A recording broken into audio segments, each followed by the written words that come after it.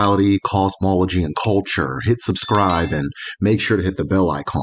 And if you're interested in helping keeping this channel alive and going, you can join our growing community at patreon.com/themedicineshell. As a thank you to my patrons have access to an in-house Dibia, the digital 13-moon Odinani calendar that our ancestors used, with its 4-day week, 13 moons or months, and different rites and rituals throughout the year, as well as my digital library, which has close to 400 documents, ebooks, articles, journals, and other insights and studies, which I use for my own research. All of this is available at patreon.com/themedicineshell. And for those who are interested in learning how to pray the way our ancestors did, and specifically in the Igbo language, I've published a very short, easy to follow step-by-step booklet on how to perform Igofo. Igofo is important in family protection, spiritual cleansing, serving and receiving justice and success. And I understand that everybody doesn't speak Igbo, so I've included a pronunciation guide as well as translations from English to Igbo for every phrase. This is available at patreon.com/themedicineshell at all tiers. Human beings try to enact a punishment on an undeserved person. It is Amadioha who rebalances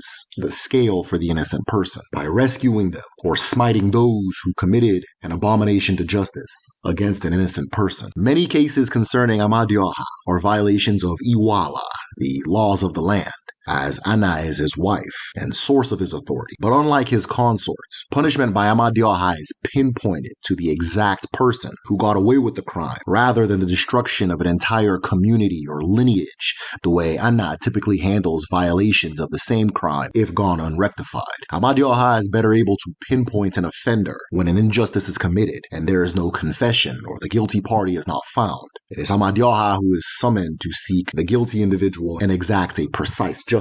In ancestral mythology, the people of the world grew tired of Anna and her arrogance. When one would commit a crime, others would suffer needlessly, and Anna's demand for sacrifice and praise grew too burdensome for the people.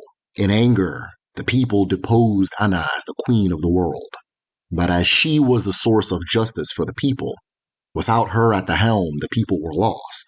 Bypassing Anna, the people appealed to Chukwu for a solution.